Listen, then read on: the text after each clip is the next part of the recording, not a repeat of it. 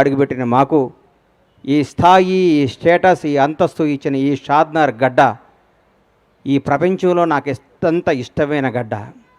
అలాగే నా జీవితానికి అర్థం చెప్పి నేనున్నాను అని నన్ను ముందుకు నడిపించిన నా దైవ సమానులు పవన్ కళ్యాణ్ గారికి ఈ సందర్భంగా ఇంకొకసారి హృదయపూర్వక కృతజ్ఞతలు తెలియజేసుకుంటూ నా అడుగు ముందుకేస్తున్నాను. ఇది విచిత్రమో దైవ నిర్ణయమో నాకు తెలీదు.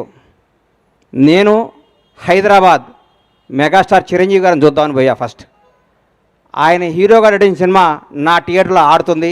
ఈరోజు ఇక్కడ సంకల్ప యాత్ర మొదలు పెడుతున్నా. ఎందుకంటే నాకు అదృష్టం ఏముంది, ఇది సంకల్పం. ఓ రోజు ఉదయాన్నే 4 4:30 నేను నిద్రలేసే అలవాటు. లేవంగానే నా ఫోన్ చూస్తే నంద్యాలలో చంద్రబాబు నాయుడు గారు అరెస్ట్ చేస్తున్నారు అని చెప్పారు. షాక్ అయిపోయాను. ఇదేంద్రా నాయన చంద్రబాబు గారిని అరెస్ట్ చేయటం అని. నేను అనుకున్నాను చంద్రబాబు గారిని గుంటూరు తీసుకొస్తారు, అక్కడ బెయిల్ ఇస్తారు.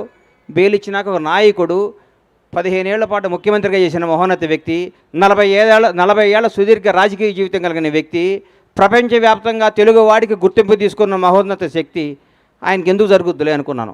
సాయంత్రం వరకు ఆ నిద్రాహారాలు మాని చూస్తూ ఉన్నాను, ఎప్పుడు వస్తా అని. రాంగాల ఆయన జైలుకి పంపిస్తున్నామన్నారు. అప్పుడు కూడా మనసును చంపుకున్నాను. రాజమండ్రి జైల్లోకి వెళ్ళే లోపు డెఫినెట్గా సార్కి బెయిల్ వస్తుంది, ఏం కాదు ఇది కూడా ఆయనకి కూడా తెలుగు ప్రజలకు తెలుస్తుందిలే ఇది నిజమేంటో అబద్ధమేంటో అనుకుంటూ ఉండగానే లోపలికి వెళ్ళారు.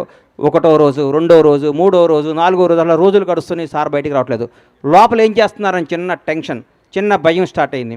ప్రతిరోజు ప్రతి క్షణం ఈయన ఎప్పుడు బయటకు వస్తారా అంటూ ఉండేవాడు. ప్రతిరోజు నేను అందరితో మాట్లాడుతూ ఉంటే నేను ప్రతిరోజు వాయిదా ఉన్నప్పుడల్లా సుప్రీంకోర్టుకి వెళ్ళటం జరిగేది. ఎందుకు? అందరికంటే ఆ తీపి వార్త, ఆ మంచి వార్త, సార్కి బెయిల్ వచ్చింది అన్న మాట నేనే వినాలి ఫస్ట్ అన్న స్వార్థంతో ప్రతిరోజు ఢిల్లీ వెళ్ళి కూర్చుంటూ ఉండేవాడిని. ఢిల్లీ వెళ్ళి కూర్చుంటే ఒకరోజు కంపల్సరీ ఈయనకి బెయిల్ వస్తుంది, అందరూ హ్యాపీగా ఉండండి అందరం అనుకోవటం జరిగింది. మాట్లాడుకున్నాం. ఆ రోజు మా శివాజీకి చెప్పాను, శివయ్య ఈసారి సార్కి బెయిల్ వచ్చేస్తుంది, ఇంకా హ్యాపీ, ఇంకా ఏం కాదంటే మానాడు అన్న రోజు మా వాడు నీది యథార్థవాదే లోక విరోధి, వాడు యథార్థాలు మాట్లాడతాడు కాబట్టి మా తమ్ముడు ఎప్పుడు లోకానికి విరోధి అవుతుంటాడు.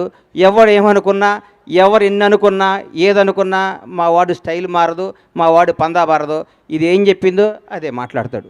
మనస్సాక్షినే మాట్లాడే వ్యక్తి శివాజీని మాట్లాడుకున్నాను. ఎల్లంగాలే జడ్జి గారి ముందు కూర్చున్నాను. సార్ది వచ్చింది, బెయిల్ వస్తుంది, 1 గంటలో సార్ బెయిల్కి వచ్చేస్తుంది, హైదరాబాద్ వెళ్ళిపోతే ఆనందం చూస్తే ఆ గౌరవ న్యాయస్థానంలో ఆ జడ్జి గారు ఒకటే మాట అన్నారు, ఇది నాట్ బిఫోర్ మీ అని ఫైల్ పక్కన పడేశారు. గుండె జారిపోయింది. అప్పటికే దాదాపు 43 రోజులు 42 రోజులు అయిపోయింది. ఇంకెప్పుడు బెయిల్ వస్తుందని చిన్న భయం స్టార్ట్ అయింది. నడుచుకుంటూ బయటకు వచ్చాను. ఆకాశం వైపు చూశాను. 7 కొండల వాడు కనపడ్డాడు. అయ్యా మానవ మాత్రులు ఇది చేసే పనిలా కనిపిస్తలేదు, 7 కొండల వాడా చంద్రన్నని ప్రాణాలతో బయటికి తీసుకురా. భగవంతుడు సాక్షిగా చెప్తున్నా, చంద్రన్నను బయటకు ప్రాణాలతో తీసుకురా. ఆయనకు పదవి రావాలనో అధికారం రావాలి, ఇవన్నీ నేను మొక్కోలా. ప్రాణాలతో ఆయన బయటకు వస్తే నా గడప నుంచి నీ గడప దాకా నడిచొచ్చి నీ మొక్కు తీర్చుకుంటానయ్యా, నువ్వే చంద్రబాబు గారిని కాపాడాలని మొక్కోవటం జరిగింది. ఆ రోజు మామూలుగా వచ్చాను. తర్వాత ఉద్యతం కేబీఆర్ పార్క్ దగ్గర ఓ రోజు వచ్చి అందరు మీడియా వాళ్ళు, సార్ ఏం చెప్తారని మీడియా మొత్తులు అందరూ నన్ను అడిగారు.